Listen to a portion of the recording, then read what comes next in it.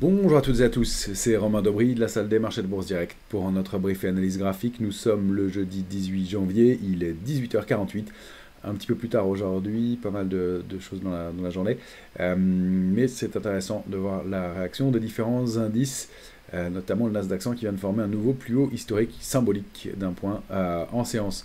Merci à toutes et à tous pour vos likes, vos retweets, vos partages. Continuez comme toujours à vous abonner à la chaîne Bourse Direct YouTube, à bien sûr activer les notifications pour être informé des publications. Et puis, merci de toujours penser à vous abonner aussi à nos comptes Twitter respectifs pour le suivi des marchés. Et merci pour vos likes aussi. C'est important de penser à les mettre parce que ça permet de continuer à alimenter ce travail. Voilà, donc une fin de semaine qui est bien avec des marchés en forme manifestement, des rebonds sur des niveaux de support, notamment en Europe, qui se passent dans des volumes qui sont honnêtes, on va dire, équilibrés, avec des réactions techniques, on va le voir sur différentes valeurs, notamment le luxe qui profite aujourd'hui des résultats, des excellents résultats du groupe de luxe Richemont, qui lui a progressé de plus de 10% dans la journée, on va aller regarder ça. Maintenant, c'est les réactions techniques sur des supports majeurs pour l'instant, pas beaucoup plus à en attendre. Du côté des marchés dérivés, on est toujours en zone d'optimisme du côté des couvertures. Alors, sur le CAC 40, c'est un peu différent, mais on est proche de l'échéance. Globalement, quand on regarde de façon plus large, on est toujours en zone d'optimisme. On va aller voir ça aussi du côté de la volatilité. Donc pas énormément d'éléments, comme on le disait, du technique beaucoup, un tout petit peu de pression baissière par solde détecté sur l'Eurostoxx, mais il n'y a pas énormément d'éléments de ce côté-là. Une position ouverte qui est toujours assez faible, pas énormément d'initiatives, un marché qui est assez creux, donc qui rebondit aussi grâce à cette absence de contrepartie baissière. Et donc pour l'instant, une tendance qui est à déterminer. On va essayer d'en savoir un peu plus. Encore une fois, on reste nous dans cette idée que les indices vont être peut-être patinés un petit peu dans les jours ou semaines qui viennent, mais que c'est sur les valeurs qu'il va falloir trouver des idées et qu'elles se distinguent et on voit des comportements qui sont différents. C'est pour ça que le rebond d'aujourd'hui avec technologique et valeurs du luxe, alors que sont en baisse les valeurs défensives, je le mets un tout petit peu entre parenthèses parce que c'est assez technique, c'est avec du volume, mais il va falloir le confirmer. Ce sont les publications des entreprises qui vont débuter la semaine prochaine qui vont être intéressantes à ce sujet. Alors, au sujet des entreprises et du calendrier de la semaine prochaine, beaucoup de choses. Déjà, demain, discours de Christine Lagarde depuis le forum de Davos, donc peut-être des éléments qui pourront alimenter un peu les mouvements de marché, mais c'est surtout l'échéance technique des marchés dérivés du mois de janvier qui se tiendra demain, donc le 19 janvier. C'est une échéance de 3 sorcières, donc ce n'est pas une échéance majeure, mais c'est toujours intéressant de voir le comportement du marché au moment de l'échéance et puis surtout après. Donc début de semaine prochaine, nouvelle échéance technique des marchés dérivés du mois de février, toujours aussi intéressant au niveau des intérêts. Lundi, pas énormément d'éléments à surveiller. En revanche, dès mardi, on aura des publications d'entreprises importantes aux États-Unis avec Microsoft, Johnson Johnson's, Procter Gamble et Netflix. Dès mardi, donc aux États-Unis. Mercredi, ce sera toute une batterie de PMI qui seront publiées. PMI manufacturier en Europe, enfin en France, en Allemagne et aux États-Unis. Et puis PMI des services aussi aux États-Unis. Donc, toujours ces directeurs d'achat, des indicateurs qui sont considérés comme les plus avancés sur la santé de l'économie, donc important. Et en cette fin de journée de mercredi, nous aurons les publications de Tesla et ASML aux États-Unis. Et puis en France, ce ne sera pas en fin de journée, ce sera le matin, je pense, LVMH et Alstom. Donc mercredi, publication du luxe en France. Ça va être important de voir comment ça se comporte pour LVMH. Petite parenthèse sur le sujet, il semble que le luxe, on en a beaucoup parlé, est un peu de mal en ce moment. On va aller voir le graphique d'LVMH. La réaction de rebond du jour est à confirmer, même si elle a été puissante à l'ouverture, c'est sur un niveau de support. Il n'y a pas beaucoup de soutien en clôture. Donc attention, moi je reste un peu mitigé sur ce secteur qui pourrait profiter de rebond technique, mais qui n'est plus le secteur fort depuis quelques semaines maintenant. On l'a évoqué très largement ensemble depuis le mois de septembre, mais donc encore une fois, de disparité de ce côté-là. Pour la fin de la semaine, donc jeudi, on aura l'IFO du climat des affaires en Allemagne et puis la BCE et la réunion de la BCE jeudi aussi, donc évidemment élément important, évolution quant à concernant l'évolution de la politique monétaire, on n'en attend pas grand chose a priori, mais des éléments de discours donc à suivre et à regarder avec intérêt jeudi après-midi, évidemment, ce sera au cœur de l'attention des opérateurs. Et puis, les commandes de biens durables qui seront publiées jeudi après-midi aux États-Unis, marqueur d'inflation. Et puis le PIB américain préliminaire pour le 4e trimestre, donc important aussi. Et jeudi soir, on aura Visa et Intel qui publieront aux États-Unis. Et pendant la séance, ce sera STM, je crois que c'est après séance STM en général, qui publiera ST Microelectronics pour la partie Europe. Et enfin, on terminera la semaine en beauté avec l'indice PCE des prix à la consommation des ménages vendredi prochain, l'indicateur le plus observé par la fête de l'inflation aux États-Unis, donc l'indice PCE Core qui sera donc publié vendredi en début d'après-midi. Donc de quoi alimenter de la volatilité encore, des éléments de réponse très probables quant à la pérennité de la tendance actuelle et probablement un peu de volatilité à construire au cours de cette nouvelle échéance. On va tout de suite aller voir le graphique du S&P 500. J'ai recadré mon graphique, merci à Mathieu qui m'avait indiqué qu'il n'y avait pas les prix sur le côté. Un petit cadrage, et voilà, on est bien sur le graphique du S&P 500 journalier. Ce canal haussier, on l'a bien rompu. J'ai dû le supprimer déjà plusieurs fois. J'ai oublié de l'enregistrer. On est dans un grand trading range sur le S&P. C'est 4698 en bas, bien identifié 4792 en haut. 778 est important aussi. On a réagi sur le niveau de support à 4719 hier. Et gap aussi aujourd'hui, avec comblement du gap de la veille. Reste que pour l'instant, on est dans une petite séquence de doute, puisque on bute sur un niveau de résistance intermédiaire qui est à 4766. On peut le réajuster ici. C'est pas un niveau majeur, mais manifestement le marché s'en est servi entre avant-hier, entre mardi et aujourd'hui jeudi. Donc ça peut être un game changer 4766 pour aller chercher les tops, pourquoi pas continuer à accélérer. La configuration avec cette bougie, donc cette bougie d'invalidation baissière, reprise en main par les acheteurs en fin de séance, et puis gap aussi aujourd'hui, c'est pas mal, mais on a quand même des éléments de baisse avec des volumes un petit peu plus marqués que dans les mouvements de rebond, et on voit que le mouvement de rebond a du mal à s'établir. C'est toujours un range avec une petite période d'incertitude. Sous 4740 de risque d'accélération, on a en mire 4719, 4698, puis on rappelle le scénario toujours identique. Si on sort de ce trading range là, moi, je préfère le prendre au-dessus parce qu'il y a plus de points de contact ici. Donc, je préfère le prendre à partir d'ici plutôt que sous les bougies ici. Et bien, on peut dupliquer par le bas et aller chercher donc une cible idéale située entre 4588 et 4603. A l'inverse, si on arrive à se réinstaller au-dessus de cette grosse zone de résistance, 778, 792, eh bien, on a en mire 4885, 80. Voilà pour l'instant ce qu'on peut dire pour du S&P. Donc petite phase d'indécision en amont d'une semaine qui va être riche et importante, et puis une semaine technique. Nouveau plus haut historique sur le Nasdaq 100, symbolique, hein, on avait fait 16 669, 969, pardon, je vais aller, le jeudi 28, donc le jeudi 28 décembre, plus haut à 16 969, et aujourd'hui on a marqué un nouveau plus haut sur le Nasdaq 100 à 16 970, 24, qui a formé un petit rejet tout de suite. Alors on a quand même cette bougie, hein, ce marteau. Alors, il n'est pas en bas de marché, mais en bas d'une micro-consolidation. On ouvre avec un monstrueux gap aujourd'hui. C'est-à-dire que le marché est très creux, mais en tout cas, le Nasdaq arrive à aller former de nouveaux plus hauts, alors que, bon, en séance, hein, ça n'est pas acquis en clôture manifestement. On a cette petite bougie d'indécision, pour l'instant étoile du soir, mais on le sait, les bougies sont souvent invalidées en ce moment. Hein. On avait, souvenez-vous, jeudi dernier, c'est possible avalement baissier qui a été largement invalidé. Toujours est-il que pour l'instant, c'est peut-être une étoile du soir. Il ne faudrait pas ouvrir avec un gap baissier derrière à nouveau, ce ne serait pas très beau. Mais ça reste technique et c'est surtout les publications des entreprises qui vont décider. Donc 16 904 est résistance, on n'arrive pas à le préserver. On est bloqué entre 16 904 et 16 860. Sous 16 860, on a des chances de revenir chercher 16 757. On a quand même ce risque de petit double, alors c'est pas un double top au sens académique du terme, parce qu'il faut plus d'un mois et demi entre les deux tops, mais en tout cas de buter sur ce même niveau de résistance pour aller rechercher pourquoi pas le bas du range. De la même façon, j'ai préféré le prendre. Alors ici, là j'ai plus de points de contact. Maintenant on a ce support avec ce creux en pince, donc qui est à surveiller aussi. J'ai pris l'extension cette fois-ci. Et là, on aurait un mouvement de baisse complémentaire pour aller chercher, si on roule ce niveau-là, 16 654. Au-dessus, c'est 17 560 les niveaux. Pour l'instant, c'est trading range et consolidation. Ça peut durer longtemps hein, sur les indices comme ça. C'est plutôt du côté des valeurs qu'il va falloir regarder. Ce qui est intéressant de noter, c'est que je suis allé voir les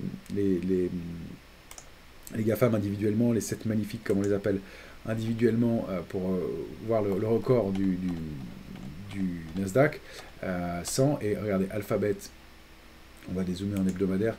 Voilà, elle continue à avoir un parcours haussier. Elle bute contre sa grosse résistance à 143,70. Mais elle n'est pas loin, mais elle n'est pas à des plus hauts historiques. Elle n'a pas formé de nouveaux plus hauts historiques. On peut se méfier d'une structure qui peut être un biseau et peut-être d'épuisement. C'est pas très lisible et pas très clair encore. On est en amont des publications. En tout cas, on voit que le 143,70 fait l'objet de rejet et dès qu'on baisse, ça repaye. On n'a pas des volumes énormes du tout. Et pour l'instant, les volumes sont clairement plus lourds dans les mouvements de baisse, donc un peu de prudence. Peut-être un bas de range à aller chercher. Alors il y a des niveaux intermédiaires. C'était plus pour regarder la configuration globale sur cette magnifique que les analyser vraiment individuellement tout de suite. Mais on a ce niveau de résistance. Alors si on en sort par le haut, on peut toujours aller chercher les tops, bien entendu historiques, et on aurait 151,25 comme premier niveau. Si on regarde Amazon, mais Amazon de la même façon, elle n'est pas du tout sur ses plus hauts historiques, loin de là. Je vais dézoomer en hebdomadaire. Amazon, voilà, ses plus hauts étaient aux alentours de 187,90. Elle cote 152,92. On n'est pas du tout sur les plus hauts. Pareil, alors j'ai pas non plus été chercher les niveaux suivants sur le titre, mais on a manifestement une zone ici importante. Voilà, c'est ici. On est juste en dessous, les 158,70. Donc pour l'instant, le niveau de résistance est là. Elle ne donne pas de signaux particuliers d'invalidation. On a toujours absence de volume. Vraiment situation d'attente avec, on le voit, des bougies d'indécision, un petit marteau, et puis aujourd'hui une bougie parfaite d'indécision, un petit corps avec des mèches de chaque côté. C'était la même avant, avec des bougies très larges, donc des doji. Encore ici, donc un marché qui est assez indécis, donc qui évolue sans vraie tendance, ce qu'on peut appeler des mouvements haute vague. Il n'y a pas vraiment d'éléments à en tirer dans l'immédiat, mais on n'a pas de figure de retournement baissière. En revanche, on peut rompre un range et aller chercher un cran plus bas, un niveau de support intermédiaire ici, ou un niveau de support majeur, situé vers 135,42. On peut de la même façon déborder. Franchement, là, c'est un peu l'un ou l'autre. Pour l'instant, pas de signaux d'invalidation et des marchés forts, mais en tout cas, des valeurs qui ne sont pas sur leur top dans l'immédiat. Sur Apple, elle est donc, pardon, je supprime les traits inutiles. Elle est ici, elle a bien réagi sur son niveau de support à 181,60. On pourrait le réajuster un tout petit peu manifestement. Ouais, voilà, ce sera 181,25. Réaction donc haussière forte aujourd'hui du titre, plus 2,77 avec un gap haussier. Voilà, pareil, zone d'indécision. On a laissé un très très large gap baissier. Elle est proche de ses tops historiques. Elle n'est pas revenue déborder, former de nouveaux plus hauts historiques non plus. Pourquoi j'insiste là-dessus? Eh bien, sur Meta, pareil, on n'est pas très loin des plus hauts historiques du tout. Là, c'est assez proche en revanche. Microsoft est ici. Elle est sur des plus hauts historiques ou quasiment. En tout cas, c'était pas aujourd'hui. Si ce n'était pas aujourd'hui, c'était la veille. Et puis, on a Nvidia qui, elle, forme un nouveau plus haut historique. Elle est en direction de ses 594, on l'avait bien évoqué ensemble, le débordement de 499. Gap, attention à ce que ce gap ne soit pas un gap d'épuisement, puisqu'on a eu pas mal de gap dans le mouvement de hausse précédent. Donc, gap, non, pas de gap ici. Gap ici comblé. Gap ici comblé. Nouveau, et voilà, donc ce serait peut-être le troisième gap, attention, qui n'est pas un épuisement sur Nvidia. En tout cas, le parcours reste haussier, pas de raison de s'affoler, il n'y a pas de figure de retournement, mais une petite bougie bien isolée, alors que les publications des résultats se feront dans une quinzaine de jours. Et puis pour finir, Tesla, elle est loin d'être sur ses plus hauts historiques. Je la regardais, elle a rompu un canal haussier de long terme il y a quelques temps. Elle en sort maintenant. Elle a tenté de déborder cette oblique baissière, et puis invalidation, elle repasse en dessous. Là, elle teste un niveau de support entre 206 et 212. Et donc, elle rebaisse avec des volumes qui sont un peu plus lourds, toujours dans les mouvements de baisse. Elle n'arrive pas bien à se reprendre, le niveau est vraiment important. Elle publie la semaine prochaine. Donc, 206,60 à préserver pour aller chercher, pourquoi pas, 233,40. Donc, Tout ça pour dire que sur l'indice Nasdaq 100 a formé un nouveau plus haut historique, en l'absence de soutien de toutes cette magnifique. Il y en a qui soutiennent le mouvement, mais pas toutes. C'est-à-dire qu'il y a de la participation d'autres valeurs manifestement dans ce marché. Et donc on déplorait bien l'absence de soutien et que tout était trop concentré sur ces valeurs-là. Il y a manifestement quand même de la force sur cet indice pour l'instant, même si le sommet en question peut être un mouvement de consolidation, mais en tout cas des marchés qui restent assez forts, pas d'alerte majeure. Donc, on peut aller regarder maintenant l'indice de volatilité. Lui, il est allé chercher des cibles intéressantes assez rapidement. On est toujours dans notre zone de complaisance, hein. 12,10 en bas, 15,40 en haut. On n'est pas passé en euphorie. On a accéléré avec ce gap haussier. Peut-être un petit gap à combler sur la volatilité. On sait que les gaps sont toujours comblés sur la volatilité, je le répète à chaque fois, mais ils le sont toujours et souvent assez rapidement. Donc peut-être une petite détente sur la volatilité. En tout cas, pour l'instant, ça reste aujourd'hui en baisse de 1,34 uniquement, sous 15,40. C'est l'accélération qui pourrait avoir lieu au-delà de 15,40 pour repasser en zone d'optimisme et non plus complaisance, donc stress sur le marché. Pour l'instant, on reste dans cette zone de complaisance qui est bien identifiée, et peut-être donc un repli, et donc peut-être une poursuite de la hausse sur un indice qui reste fort. Encore une fois, ce sont les publications des entreprises qui vont déterminer ce mouvement-là. L'Eurostoxx 50 en journalier, lui, alors il est toujours dans son grand trading range, l'alerte intraday, elle a bien été rompue, supprimée pour l'instant. L'alerte de court terme, elle a été testée, puis réintégrée puissamment aujourd'hui. On a la résistance à 4458,50 qui reste toujours, bloque toujours la poursuite du mouvement. Il faudrait se réinstaller au-dessus pour réactiver la dynamique haussière. Ça va être ici notre réactivation haussière de court terme. Toujours à l'intérieur de ce trading range, 4411, 4644 en haut, avec comme plafond de verre 4570 pour repartir franchement à la hausse à long terme. Alors on peut chercher des figures, je regardais tout à l'heure si on pouvait voir des biseaux, mais j'ai pas 3 points en bas, juste cette petite réaction. On va voir comment l'indice se comporte. Ici, on s'est arrêté un peu en dessous. Donc effectivement, la réactivation et le passage au-delà de 4458,50 pourrait donner un mouvement de hausse. Alors comme le haut du biseau serait ici, il serait pas pour aller très loin, 4508. Pour moi, on reste dans une situation de range, c'est plutôt 4411, 4505 à confirmer, et ce, encore une fois, en fonction de la publication des résultats. 4505, c'est vraiment important, c'est vraiment fort, hein, parce que c'est au-dessous de ce niveau-là qu'on a accéléré à la baisse, qu'on a validé, confirmé ce mouvement de retournement. Pour l'instant pas méchant, mais qui a quand même donné un mouvement de consolidation assez appuyé. On est peu, pour à mon sens, que dans une consolidation, et il va falloir trouver du momentum fort pour aller déborder ces niveaux-là. Les réunions des banques centrales dans les jours à venir vont sûrement éclairer aussi les éléments de ce côté-là. Du côté du futur CAC 40, il reste hyper technique.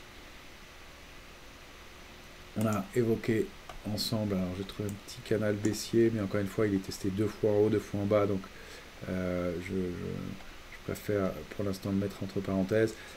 En tout cas, les ranges fonctionnent hyper bien, hein. On avait donné la semaine dernière, enfin en début de semaine, le range 399-512 avec extension large. Et bien effectivement, il a été dupliqué très facilement par le bas, on le voit ici, et parfaitement, on est allé chercher notre cible baissière. Même avec le temps, je suis toujours aussi impressionné par la précision des niveaux techniques qu'on peut obtenir avec l'analyse graphique, puisqu'on a fait un plus bas hier à 283,70 alors qu'on avait donné 286 comme cible. Voilà, la réactivation haussière intraday, elle était au-delà de 7327 aujourd'hui. Ça a été largement le cas. On est allé chercher la borne haute du range facilement, et puis bon, depuis on hésite un peu, on bute pour cette fin de semaine, et puis cette échéance technique. Donc en fait, on s'est recalé au milieu du grand trading range, 7198, 7633, c'est le trading range large. On est autour de la médiane, légèrement en dessous. On reste effectivement probablement dans ce petit canal baissier pour l'instant. Il faut repasser 7421 à mon sens pour activer la dynamique haussière et aller rechercher au moins 493 voire 512. C'est au-delà de 512 qu'on sortirait de cette consolidation à moyen et long terme. Et pour l'instant, le marché reste solide et les réactions sont quand même puissantes. Et ce gap a été très rapidement comblé. Donc les opportunités sont assez vite saisies. C'est signe que les opérateurs sont prompts à payer les replis. On va aller voir quelques valeurs que je vais vous montrer. LVMH, on en parle souvent, c'est un peu notre benchmark en ce moment. LVMH, alors elle avait formé une figure de retournement, d'ailleurs invalidée, épaule, tête, épaule, qui avait subi une grosse invalidation. J'ai conservé toujours notre épaule, tête, épaule de long terme, pour rappeler que de janvier 2023 à août 2023, elle avait formé cette structure de retournement baissière dont la cible avait largement été atteinte, et puis elle était partie sur un niveau de support majeur positionné entre 652 et 663,80. Pour l'instant, elle le préserve, il y a des mèches basses, des mèches de repli, positifs sur les replis, donc des mouvements acheteurs. On n'a pas encore de figure de retournement haussière aussi importante que celle-là, peut-être un double bottom, cette fois-ci, on va le voir. Il faudrait donc dans ces cas-là aller chercher ces niveaux et les déborder. Pour l'instant, ce qu'on peut voir, c'est qu'effectivement, la séance du jour s'est formée dans un rebond avec des volumes supérieurs, donc les résultats de Richemont ont bien aidé. En revanche, on a une configuration propice à un rebond.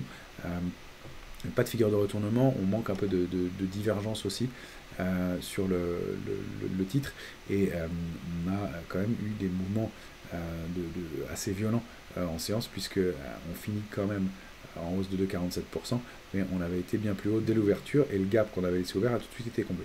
Donc c'est assez propre à cette technique, 663,80 je vous donne comme niveau, on termine à 663,40, donc on est en situation d'attente avec un peu de mieux et des niveaux d'alerte préservés sous cette zone 651, eh bien ce ne serait pas un bon signal à nouveau. Pour l'instant, une réaction positive du titre et des volumes intéressants, donc à surveiller. Si on regarde Kering, alors on avait évoqué la possibilité d'un rebond dans cette zone 384-409,5, ce n'est pas le cas. Elle aussi, elle a pas le même genre de configuration aujourd'hui, un peu d'indécision, ça reste quand même baissier, il n'y a pas de figure de retournement, pas franchement de divergence, et les volumes sont supérieurs dans les mouvements de baisse, donc prudence sur Kering, qui est moins forte évidemment. Pour aller regarder Hermès, qui est ici, elle termine en hausse. Hermès, elle a toujours préservé alors ce niveau d'oblique. Pas mal de lignes d'essai. Voilà, Hermès, elle bute sur ses tops historiques. Elle avait tenté de les déborder. Elle a consolidé pas mal depuis. Elle est dans un grand range. En bas, c'est 1766. En haut, c'est 2012. Pas franchement de tendance. Une oblique baissière donc, sur laquelle elle s'est tapée plusieurs fois. Ici, qu'elle avait bien travaillé pendant toute cette période-là, rompu, réintégré. C'était un peu un niveau pivot. Si elle repasse en dessous, et surtout sous 1766, mauvais signal, avec une accélération baissière probable en direction de 1644. A l'inverse, on a de la place pour aller rebondir et aller rechercher les tops historiques à 2012. Pour l'instant, encore une fois, une configuration d'indécision, un petit peu de divergence sur le titre, donc peut-être un peu de mieux pour le titre Hermès que pour les autres, même si le volume a été plus lourd dans les mouvements de baisse, lui aussi. Je voulais vous montrer des configurations intéressantes, pareil, peut-être des points d'entrée sur Eurofins Scientifique, on l'avait surveillé, donc dans son canal baissier de long terme. Eurofins, là on l'a ici en journalier, elle avait formé cette structure peut-être de retournement en épaule, épaule, tête, épaule inversée, avec accélération ici, avec des volumes intéressants à la sortie, et je disais qu'un throwback était possible pour aller chercher cette ligne de coup. Le mouvement de hausse a déjà été important, il faut vraiment préserver ce niveau-là, sinon c'est retour à 53,60 au moins, et invalidation peut-être de la hausse. En revanche, si elle arrive à se reprendre, à réintégrer ce gap baissier, et bien là, donc le niveau de 56,50 peut réaccélérer, aller confirmer son mouvement haussier. Et cette figure de retournement haussière, pareil, situation d'indécision, on voit que l'oblique a bien été observé par le marché aussi. Parmi les valeurs, on est rentré aujourd'hui sur Alten. Alten, attention, elle publie le 25 janvier, mais Alten, elle a une configuration intéressante, on va se mettre en hebdomadaire. Voilà, donc des niveaux de support bien marqués. Là, donc un canal baissier, elle évolue au sein d'un canal baissier à Alten. En fait, si on dézoome, franchement, Alten n'a pas vraiment de tendance depuis 2021. Elle évolue dans un grand trading range, borne haute, borne basse.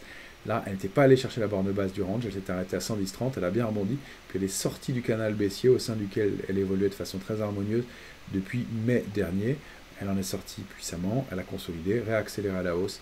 Et là, elle a été donc formée peut-être une structure, cette fois-ci je peux supprimer mon canal, en épaule, tête, épaule inversée.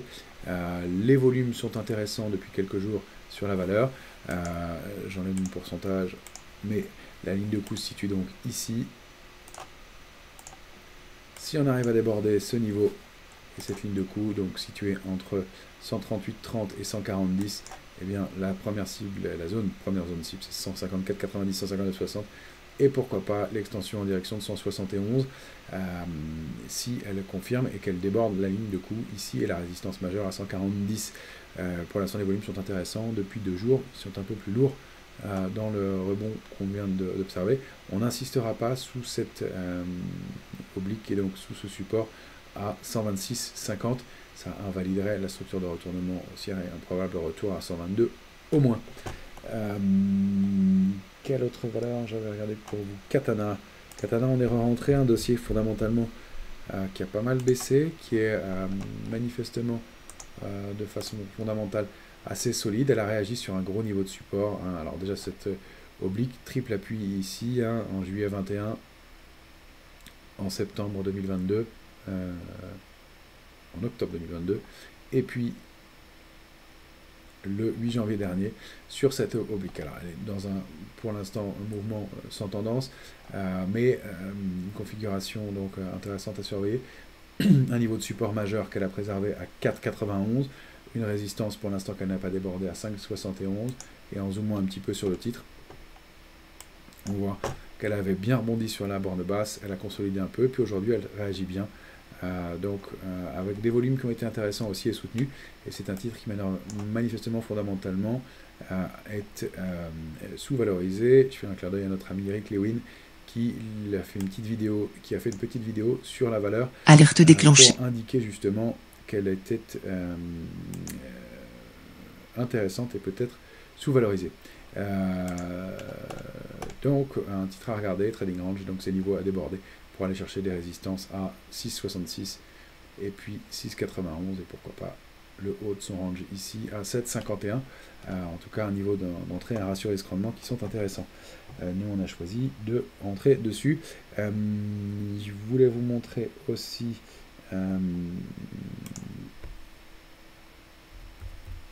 Cadian, qui est un titre qui a formé un rebond important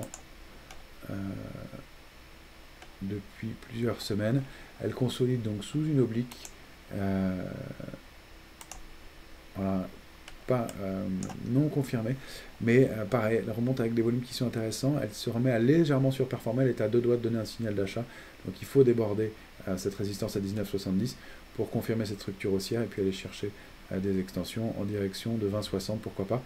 Évidemment, la rupture des 18,94 serait un mauvais signal pour le titre, mais qui a tendance à surperformer pour l'instant.